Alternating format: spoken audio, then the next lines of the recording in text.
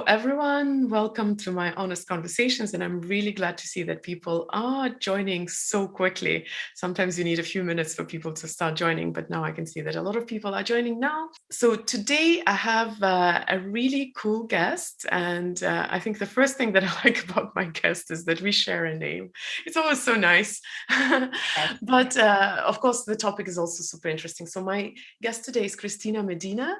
Welcome. Welcome, Kristina. Thank you. I'm really excited to be here. I always found that the Kristinas with the K were just so much more exotic to me than the CHs. So I'm very pleased to be here.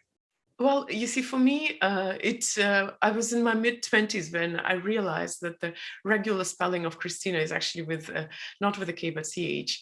But until then, I didn't know that was actually the rule. Right. So I wouldn't consider myself exotic. But you come from one of my absolute favorite cities in the world. At least you're calling in right now from there. So Yes.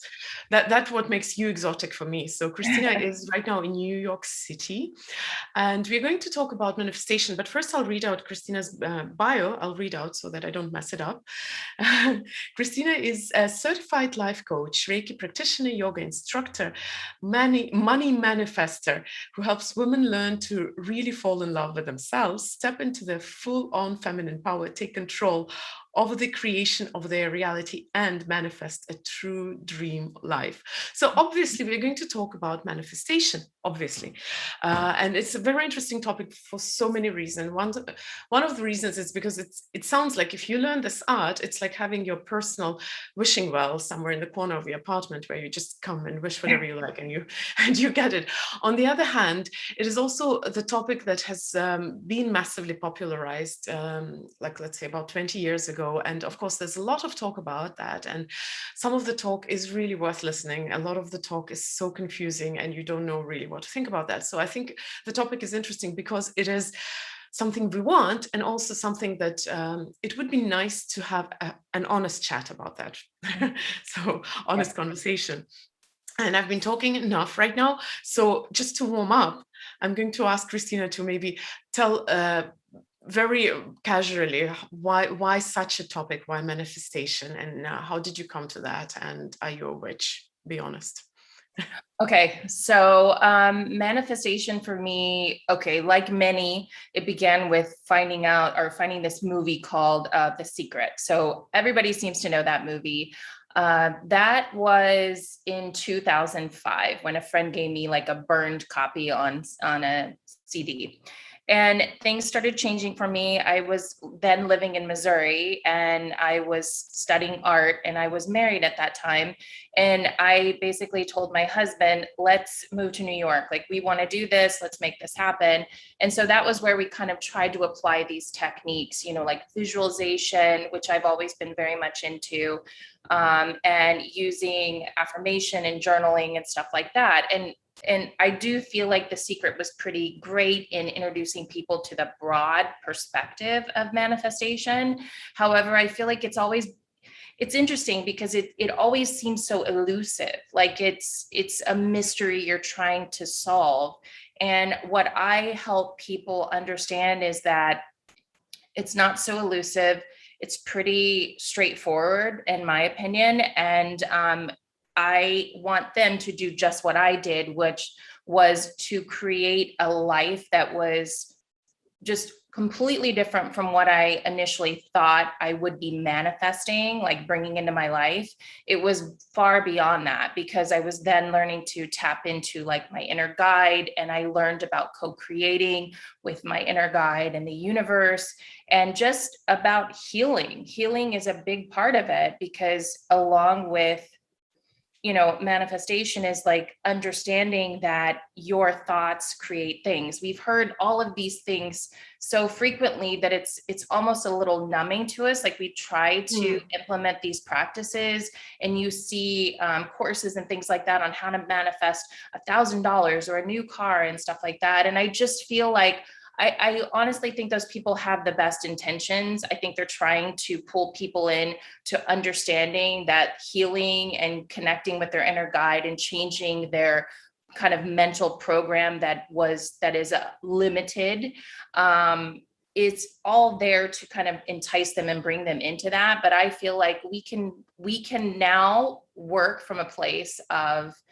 just understanding this as a concept, that healing the mental program, the stuff that we kind of accumulate in our earlier years, that kind of shapes our lens, the way we see the world, and the feelings we get from that perspective or that perception, and then start to create a life like from there with that healing combined with that healing. Does that make sense? Like, I'm probably making it sound more complicated, but really it's about healing the mental program, healing the thoughts that tell you that you're not good enough, you're not deserving, that it has to be difficult, and you have to do like all these steps in order to bring something into your life. I want to ask, a little bit unfair question, because as an ambitious person, and I call myself, I used to be a perfectionist, and obviously people who are ambitious and perfectionists to a degree, they get the whole idea of understanding what you want, setting the goal, going for the goal, having the grit, having some certain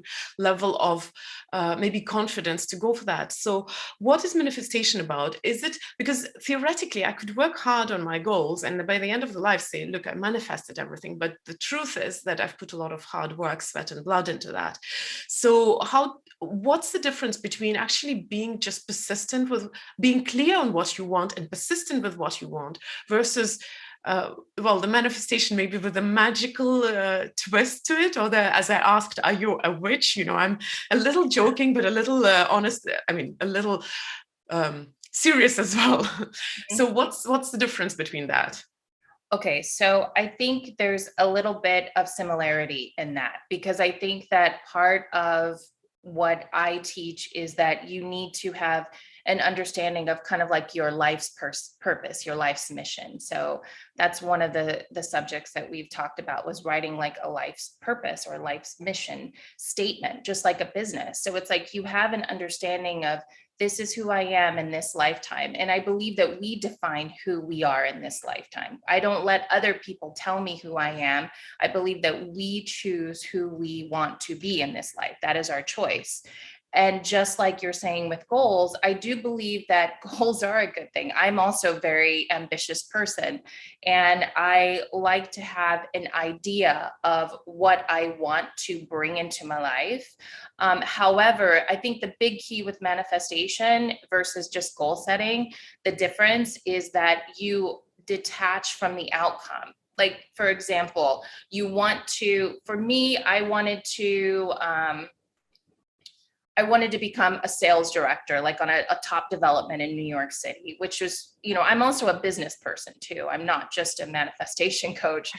And so I had all of these goals related to that. But I also knew that through my manifestation coaching and all of the years I put into this kind of more spiritual aspect of it, was that if I allowed it to happen, I could release the kind of control freak in me. I mean, I'm a New Yorker. There's a level of that, like ambition and wanting everything to be a certain way. And also that addiction to perfectionism, so much a part of who I am, and a lot of healing with that. But yes, I mean, you need those goals, but you also need to have faith and understand that whatever it is I want, I let go of that attachment to the way it's going to look, the shape and form of it, and know that my human mind cannot create what like my inner guide and the universe can create together. Like, there's such a higher aspect of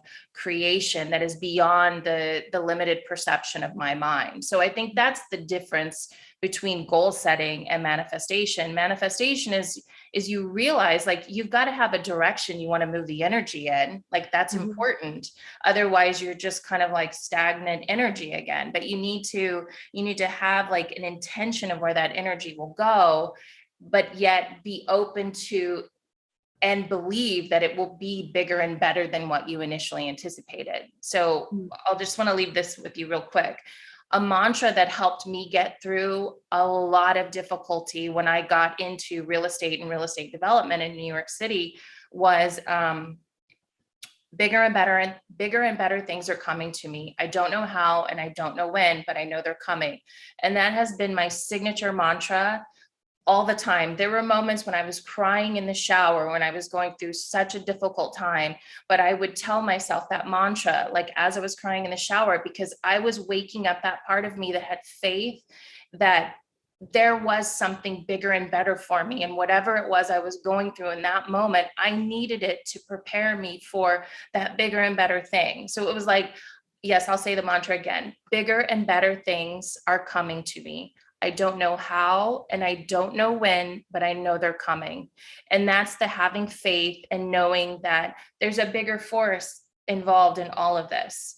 We don't need to know exactly how the outcome will happen, but we know that we're moving our energy in that direction. And that if we allow it, it can be so much bigger than what we anticipated. Mm. You know, as you were talking, I remembered, I don't remember the movie that I was watching, but there was this funny character who would always say, oh, I think it was something, it's an older movie. I was catching up on some pop culture from my Soviet days. And there was this character who would always say everything will be okay. And he was asked how, he's like, I don't know, it's a mystery. I really love this quote. I don't remember the movie, I don't remember the character, but I love the quote. I really don't know, it's a mystery. But the question here is, so I am one of the more skeptical people. Well, having been born and raised in the Soviet Union, I'm very logical minded, and I understand that goal setting and the grit and the persistence are actually from the realm of logic. When what you're talking about, the faith that universe will unfold it for you, and even better and bigger than what you have imagined, this is I feel like it's the opposite side of the spectrum. So how do you choose which way to go? To just switch on your perfectionist and keep going, or switch on your hamster's wheel or do you become a surfer and just wait for that wave and hope that it's coming, or is it something that you actually do both? Well, okay. So yeah, I think it's actually doing both because like I said, you've got to have an intention for where you want to move that energy, that goal, but it's detaching from like you're going to put in this effort to try to get it to this direction. But that addiction to perfectionism, I've got things that I think about the addiction to perfectionism because I've dealt with it myself and it's a lifelong journey. But that addiction to perfectionism is afraid of not being deserving. Like you don't deserve. Do I deserve to have what it is I want? And do I only deserve to have it if it's perfect or if I'm perfect or I'm doing everything that's right? And if I make a mistake or have a fear to make a choice because maybe it will be the wrong choice, then maybe I'm not going to do anything because then I'm afraid to like move forward, you know? So I don't think that, you know, it's surfing and it's waiting for the right thing. It's kind of like a combination of everything. Like I said, you know, I have goals, 10 goals that I write every day. You know, I made it's kind of like a vision board PDF. It's 10 pages and I've got a picture of this that symbolizes the goal. And I write those goals every day because I have intentions for what I want to accomplish, like in this year's time or something like that. So I'm not without those goals and that intention. Like this year, I intend to do this, you know, and I'll take the steps and move it in the right direction. But I also take the time to meditate and do breath work. And I take the time to sit alone and to connect with like my inner voice, because I feel like ever since childhood, I didn't even know that this is what I was doing, you know, and I think maybe as children, we might be tapped into things a little bit more, but when I had a difficult question that I needed an answer to, I was confused. I was very indecisive because I was so afraid of making the wrong choice and then being a bad kid, you know, so I would go in my room and get quiet and I would allow myself to think about this thing, you know, like as people say, meditate on it, you know, and I would let the answer kind of surface. So it's a little bit of that. It's a little bit of so many things, but at the root of it, you know, and I think about my life, how when I first came to New York 14 years ago and what my life was like then. Oh, someone just rang my doorbell. What my life is like now, it's so incredibly different. But what I had to go through, the common thread of all of that was that I got into a place of feeling like I was deserving, that I did not have to be perfect, that this plan did not have to work itself out perfectly in order for the feelings and the energy behind it all and what comes out of it to be good. So a lot of with manifestation, a lot of people that are trying to manifest, they have this addiction to perfectionism because they want to have this perfect life. And there's no such thing as a perfect life, but feeling like you deserve to have a life that you want by design and that you are worthy of having that is the magic. Because what it takes is, I say this to people all the time, you got to go into the basement. You got to go into the basement and pull out those old boxes of all the crap that, tells you you're not good enough, that tells you you aren't worthy, that old program that said things had to be this way. Like, for example, I'll give you a perfect example. Today, before I was preparing for this conversation with you, I've been very excited about this conversation. I got a little bit of food poisoning yesterday. Wasn't feeling good at all. I don't know if I'll eat kale for a while, but not a great experience. So needless to say, this morning I woke up, I'm feeling so much better now, but I was not feeling 100% like me, like Kristina, that's a higher vibrational energy, Kristina, my natural state, Kristina. I was feeling like, ooh, and what brought up little things started to surface. I don't know if I'm good enough to do this. What if I don't know the right thing to say? What if I don't touch people's hearts? What if people think I'm a fraud? Like all those things surface. And I had to have a conversation with myself and say, where is this coming from? What is the deeper thing that's happening here? Like, what do I need to look at? I think a lot of people will do relate, and I can see hearts coming. So definitely we relate to that self-doubt, because I will share probably my side of how it feels as well, because I was speaking on Sunday and it went well, but I even have hard time saying it because the doubt comes in. Oh my God, I didn't finish that thought. I forgot to say this. And it's so easy to just get into that wheel of finding the reason why you're not perfect. It's perfectionist, but there's another force at play, and I would like you to maybe comment on that as well. As a perfectionist, also, I have a very high expectation of the world. So sometimes you want to drop everything and start doing and start building your own happiness or building your own life, not because you want to be perfect, but because you don't trust anyone. It's like, I can't trust the universe. I'll roll up my sleeves and I'll do the work. Yeah. So what do you do if you have such a strong sense of control, that you have to control? It has to be in my hands. I can't just relax and hope that it's going to fall on my lap. Do you have any recipe for control freaks? Well, I think the first part of that would be to understand where that's coming from, that feeling of not trusting others, not trusting the universe, not trusting that things will work out to your standard. And I think that in itself is a great lesson for you. The fact that you realize this about yourself, it's like, where does this standard that it has to be perfect and that I can't trust that someone else will do it perfectly? And, number one, I think it's having compassion and understanding that everybody is on their journey. So not everyone will be in that same place or meet that expectation that you have, which has been a hard lesson for me because I am the same way, Kristina. I just feel like I'll just do it, but I've had to learn I can't do it all. It's too exhausting and it's too stressful for me. And I've gone through, it's control issues. But again, that control issue comes back to the feeling of deserving and worthiness. I feel like, if you felt that, or I'm saying you, but if a person had the same kind of experience and feeling that they have to do it all, it's because they believe, okay, these are just my opinions, okay, because I've dealt with it myself. I somewhere in myself believe that I wasn't lovable unless everything I touched was perfect. Like everything that was tied to my name was perfect. And that was a really old program that I picked up a long time ago. I had a lot of adversity as a child, and, we had generations of trauma in our family, and alcoholism and drug abuse, and people were in, all the elders the men in our family had a lot of issues because they fought in wars and they had PTSD and it wasn't identified. So there's this underlying program in multiple generations of just not feeling good enough, feeling fearful that we have to do it perfectly. It has to be perfect. Otherwise, something bad is going to happen. Who knows what it is, but something bad will happen.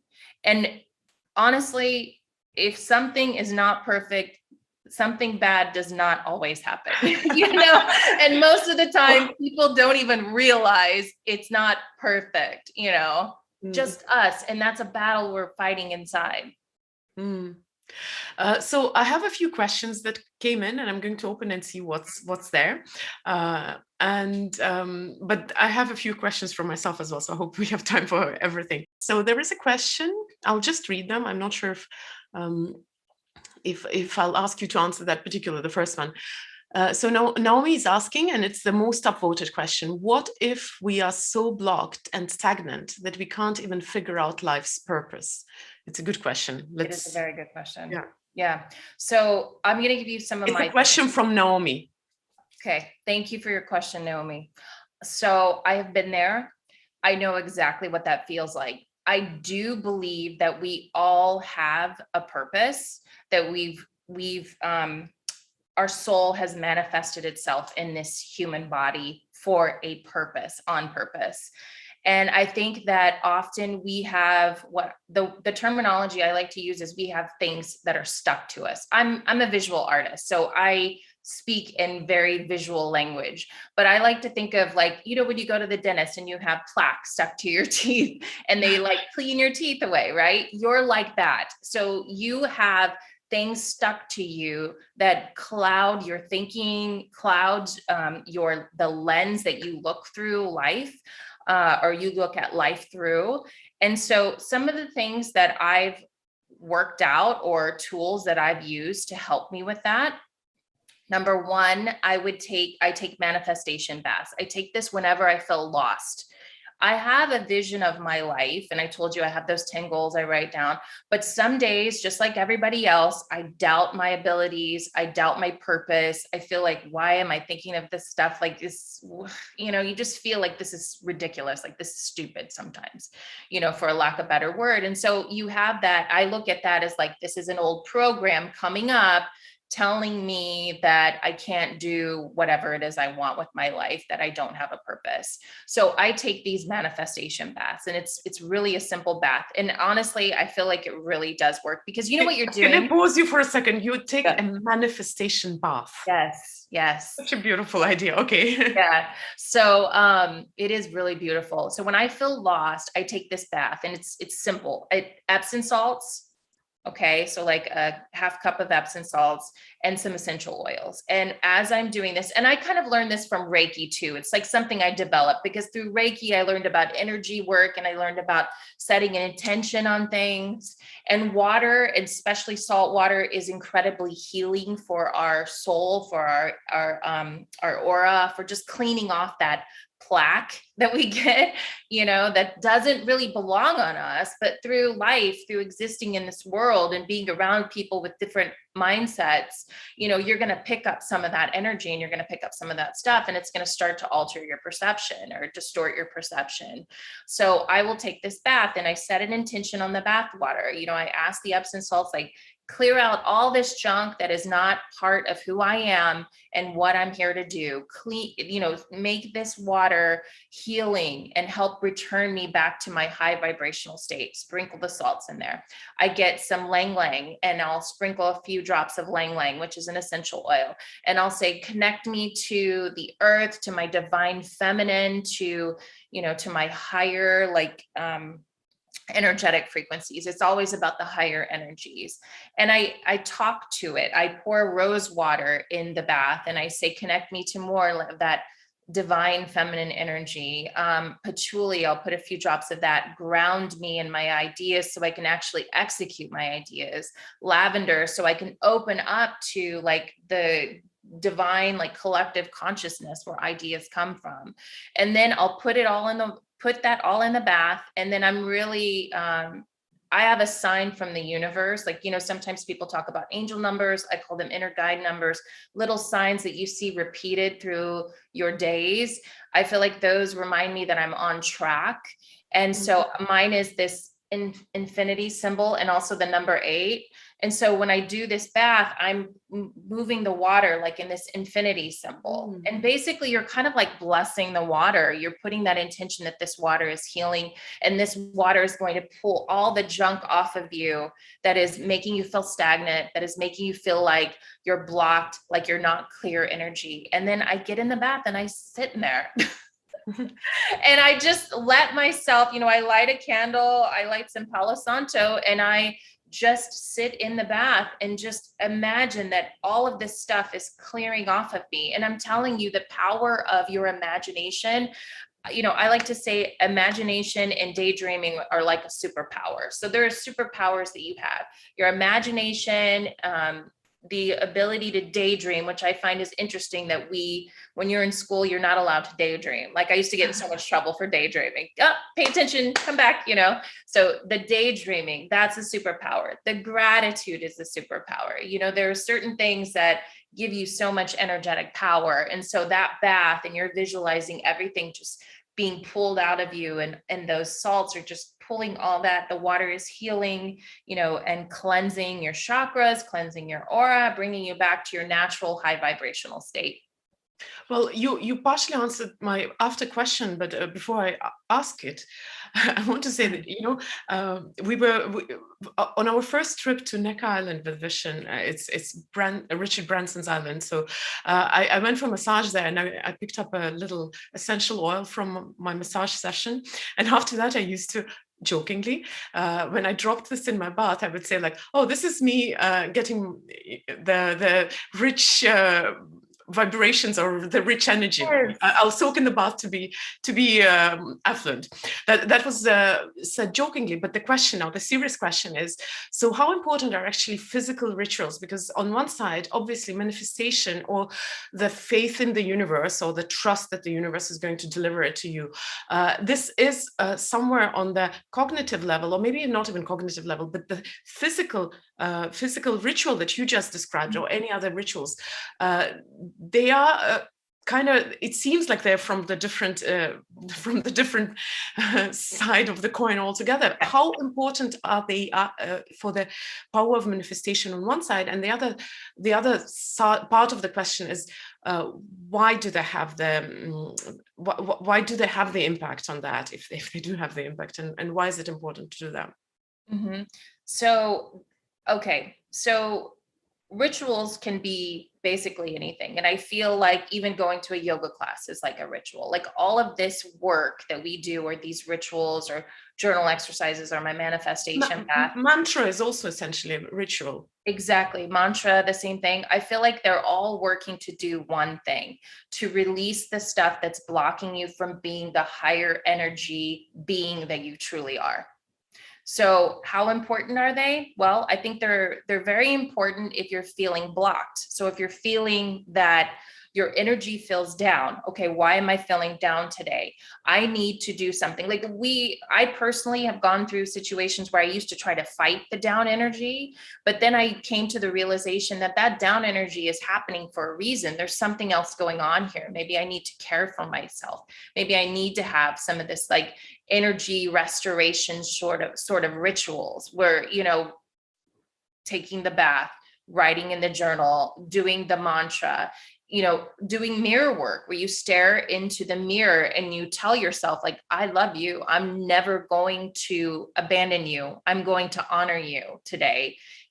Those are the types of things. All of those things are rooted in helping you get back to an energetic state where you are able to manifest. And one of the key things I want to say about manifesting and all this stuff that sounds like it's not like specifically manifestation related, again, I'm talking about having a life beyond whatever you thought you could have, because you have cleared away all the junk stuck to you that keeps you from living in that higher vibration frequency. The money, the wealth, the true like love that you're seeking, the life beyond you could ever imagine, that is your birthright.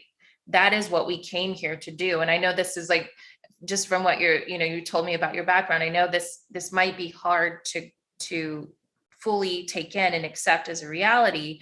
But I'm going to challenge that, because you choose your reality.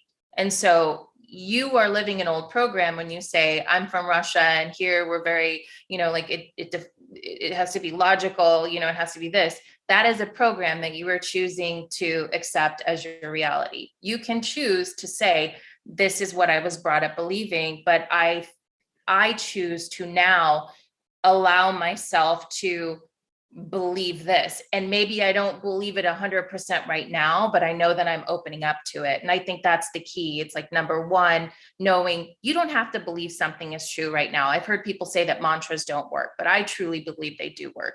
But what I think is important with a mantra is that you have a mantra that is believable to you. Like, that's why the bigger and better things are coming to me mantra. I don't know how and I don't know when. That is giving my brain the freedom, or my mind the freedom, to accept this as a reality, because I'm not trying to convince myself that I believe it right now, but I'm convincing myself that I know I will believe it. Does that make sense? It's kind of talking in a circle. It does. I'm just sorry that I might have left an impression that I don't believe in manifestation. I'm just trying to understand the art of it. Yes, so yes. I'll check out other questions that we have here. There are 2 more questions which got quite high votes. One is from Jonathan. While being in a relationship, how do you make personal manifestation work within a couple when they're not the same? How do you make it work? It's interesting. Would you like to answer that? Yeah. Well, I mean, I 100% know this experience, and so I think, again, that comes back down to realizing that we are all on our journeys. And when you realize that about your own life, that you are on a journey to a place, and will go through various stages of spiritual growth. And that person is on their own journey, and it's not always going to be 100% in alignment with your own journey. And I think as you start to understand and work on those feelings of deserving, and you realize that you're living in like a mental program of your perceived reality, that you start to have a little more compassion for yourself. And that opens you up to have compassion for other people. So you're giving that person that freedom to have their own. I mean, why would you want to control someone's thinking? Because you don't want someone to control your thinking. It's about liberating the mind and being able to dream big and manifest these things into reality. It's not about mind control. And so you've got to give that other person that freedom to wake up to their own spiritual journey. So you just keep manifesting what's important for you, even if your partner is on a different journey. Yeah, I mean, absolutely. You keep manifesting and you keep sending the intention to them. You can always send love and intention to them that they will wake up to their own journey. I mean, I do that with people all the time, just because I care about people. I see people living in New York. I see people all the time that are not in the best situations. And I send them the feeling of, I hope you someday wake up to your own infinite power, and can want more for your life. I think that's what it's all about. And this manifestation lifestyle that I like to call it, it's really this waking up to your own deserving, waking up to your own worthiness. That's how I changed my life, was understanding that I deserve to have a life that I want. Because I used to think that if I wanted certain things, and it started with material things at first. I used to think that if I wanted things in my life that I was selfish. That's how I was raised. Like, you don't want for yourself, you help other people. I was raised in a program where I had to be so careful with other people's feelings out of survival that I learned to ignore my own feelings, my own wants and desires. So that feeling of deserving, and that's where the perfectionism came too, because like if I did something wrong, then someone would be disturbed and then that could put me in danger, So it was like overly cautious about everybody else, completely detached from my body and myself and what it was I wanted in this life. And I feel like many of us walk around in this world completely detached from what we truly want. We see things on Instagram or TV or whatever, and we think this is the life that we want. And yes, I was motivated by those physical, tangible things. I live in New York City. There's a huge spectrum from the very poor to the very rich, all within this one island of Manhattan. So yeah, I was influenced by things. You get those things and you realize that's not really the root of what I want. I want something more.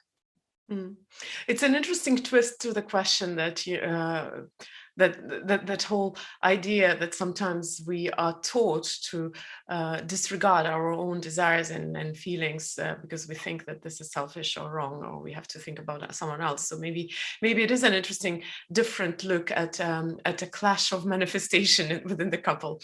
There is one more question. So the question comes from Melanie.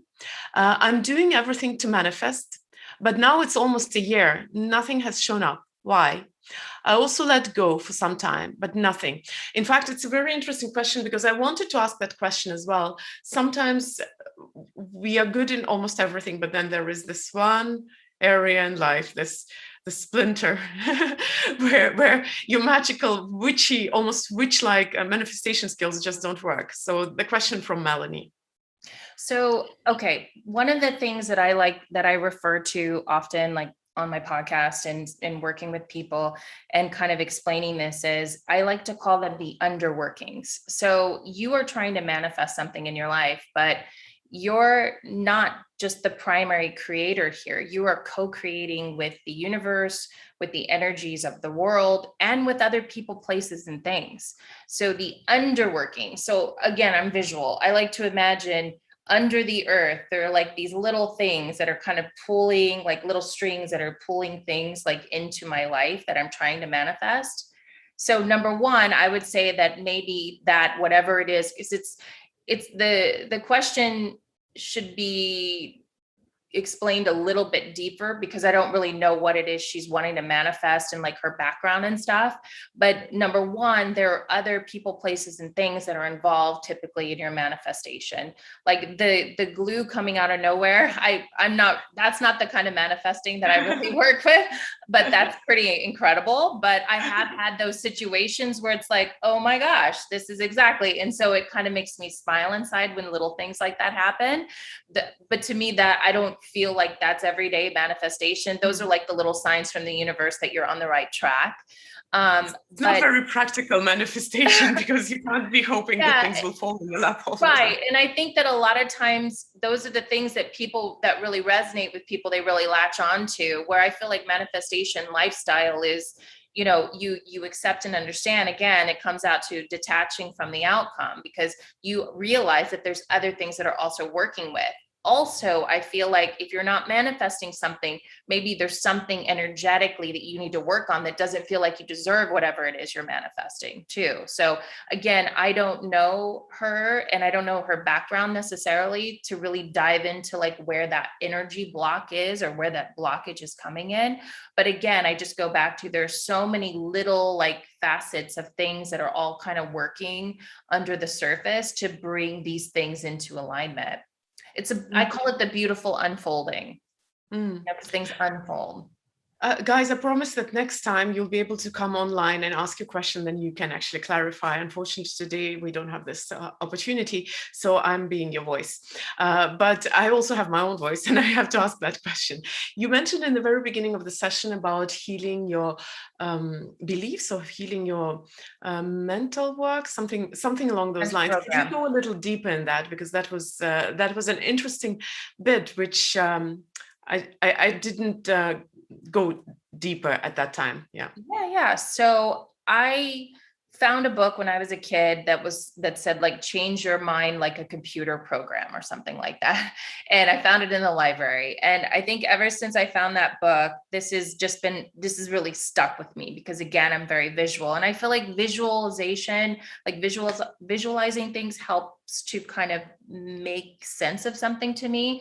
So I imagine the program that I've kind of adopted. And so the healing of the programs. There are many programs that I've adopted in my life that this happens because of this. Essentially, that's the program. So, or if you do this, then this will happen. Or if you behave like this, then this will happen. So I had to heal a lot of those programs, things that in childhood we adopt. Like I feel like we're all healing from this inner child, like the inner child trauma at whatever level. We all experience things in our childhood that kind of shape the lens and how we see the world. So it shapes the way we see and what is possible in the world. And I'm sorry, I close my eyes a lot, but it's like, that's the way I see it to explain it to you.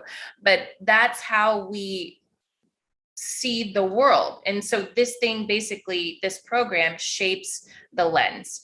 And in order to change the way you see the world, you need to go back to the program that is responsible for the lens that you're looking through.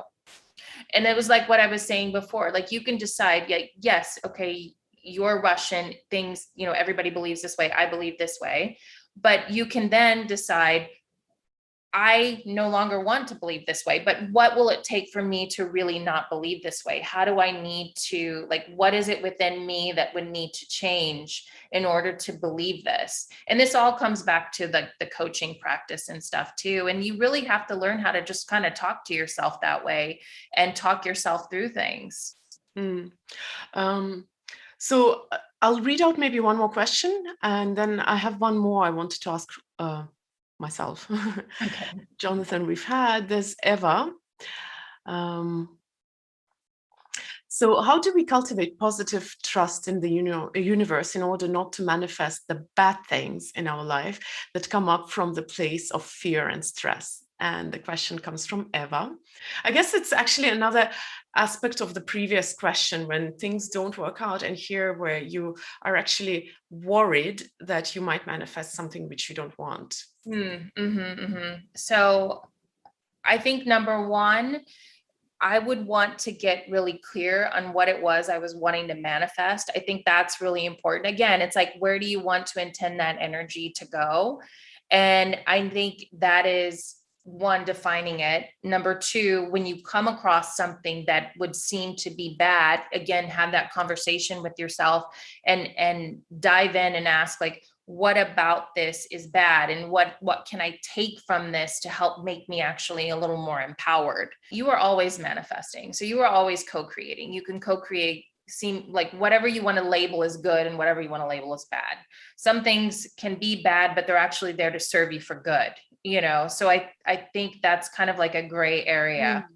Do you know what I mean? Because I've had many instances, like when I told you I was crying in the shower, and this wasn't the first time, but I was going through a particularly tough time with some people that I was working with on a team. And, but now that I look back at that years later, I'm like, wow, if I wouldn't have gone through that, I wouldn't have had this inner strength that I really needed to call upon myself at the time. Does that answer your question? I hope so. Eva is online, so she can say if that answered her question. I do have one more question in store, and we have to be finishing soon, so that's why I'm going to stick that one in. I've heard that you have your own system of 3 M's. Could you, I'm probably not giving you even enough time to talk about that, but at least maybe the tip of the iceberg. Okay, so the tip of the iceberg is through meditation, mantra, and mudra. So those are 3 of the techniques that I've consistently used in my life. The meditation, I feel, is a way for you to connect to, I use this term inner guide. Some people say higher self. Some people say God. There are different labels for it. It depends on what your belief system is. But the meditation is the way that I connect to my inner guide. I put my hand on my heart always, because this is where I feel like this energy comes from. and I'm able to sort of upload information. So I upload that innate wisdom that I need. That was kind of referring back to when I go to the quiet place and I kind of meditate on like a question or something. So it's meditation. Mudra. Mudra is, okay, so there, it's actually very complicated to dive into, but they're hand gestures that activate different energy points in your body. And I'll just share this one with you and I'll send it out to you guys too. This is my favorite mudra. It's infinite love and gratitude. Also means I love you in sign language. And it's incredibly powerful. And you can share this with other people. You can share it with yourself, but you can stand in the mirror and do your mirror work, which is like speaking and talking to yourself, even using the mantra, which is the third M. And use this mudra. So that is an extremely powerful one that everybody, I feel like most people are very familiar with, because it's kind of like, do you know this? I love you. Actually, I don't know mudras at all, so it's new to me. Oh, okay. This is I love you in sign language also. Oh, so yeah. Cool. Now I know. Beautiful. Now you know sign language. I usually use this, but yeah, this is a good one. Mm-hmm. And then mantra, which, for example, the mantra I gave you guys earlier, but in the form of the 3 M's, it's really kind of more of a practice that I have with like my people that I work with in my mentorship program. And then also people I've worked with in the past with coaching and things like that. I also have this manifestation through movement, which is like moving energy through your body. So it's like all these M's kind of work together to basically move stagnant energy out of your body and wake yourself up to your inner wisdom. And I feel like inner wisdom is like a guidance system that helps you. So if you're on this manifestation lifestyle, manifestation journey, it's that little inner voice that is like helping to guide you, but oftentimes we ignore it because we've kind of numbed ourselves to our inner wisdom because we think the answers are out there and we think other people know better. And we let other people define us and tell us how our life should be.